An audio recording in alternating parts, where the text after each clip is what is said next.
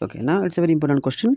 यहाँ पे लिखा है सेम तरह का क्वेश्चन आया था शिफ्ट 1 में, शायद क्वेश्चन आया था जिसमें इलेक्ट्रिक फील्ड दिया गया था। मतलब एक इलेक्ट्रॉन है with mass m with an initial velocity given है, एंटर से magnetic field B naught J cap. उसमें जो शिफ्ट 1 में क्वेश्चन आया था उसमें इलेक्ट्रिक फील्ड था। If the initial D value wavelength at t equal 0 is lambda naught, then पूछा है उसका वैल्यू क्या होगा। इसका आंसर होगा ये, देखो कैसे होगा।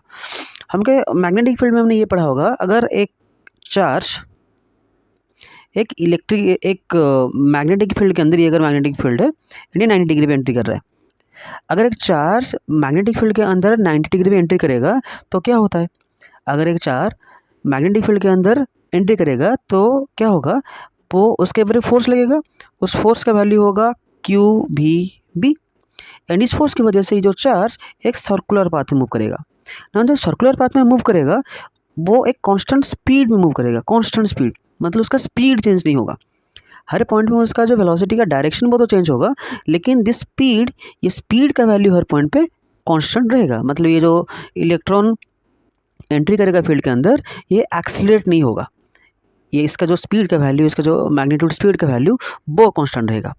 हमको पता है डी वैल्यू का फॉर्मूला क्या होता है, lambda equal to h by p, और उसको लिख सकते हैं एच बाई एम भी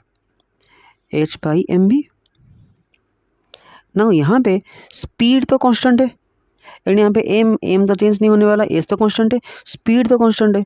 अगर स्पीड कांस्टेंट होगा तो लैम्डा भी कांस्टेंट होगा, इसका मतलब इसका जो वैल्यू लैम्डा नॉट था वही लैम्डा नॉट रहेगा।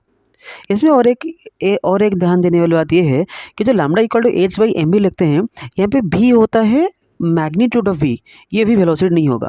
इस इक्वेशन को हम वेक्टर फॉर्म में नहीं लिखेंगे, इस इक्वेशन को हम लिखेंगे स्केलर फॉर्म में, क्योंकि यहाँ पे लैम्डा जो होता है, लैम्डा वेवलेंथ, ये स्केलर है। तो ये जो भी है, ये भी जो होगा भी होगा स्केलर, इसलिए हमने इसका जो स्केलर वाला पार्ट इसको कंसिडर किया। अगर हमने भी सपोज हाइपोथेटिकली बोल रहा हूँ, अगर ये लैम्डा होता वेक्टर तो यहाँ पे भी हो जाता वेक्टर, तो यहाँ पे जो v है ये तो v हर पॉइंट पे चेंज हो रहा है, तो उस केस में लैम्डा का वैल्यू भी चेंज होता। लेकिन इसमें क्या हो रहा है ना, लैम्डा यहाँ पे जो lambda equal H by M भी हम लिख रहे हैं, इसको हम स्केलर फॉर्म में लिख रहे हैं। यानी जो v है, v is only the magnitude, यानी यहाँ पे मैग्नीट्यूड कांस्टेंट है, इसलिए लैम्डा भी कांस्टेंट होगा। तो इसका जो इनिशियल था वेवलेंथ लैम्डा नॉट वही रहेगा, इसलिए आंसर होगा लैम्डा नॉट।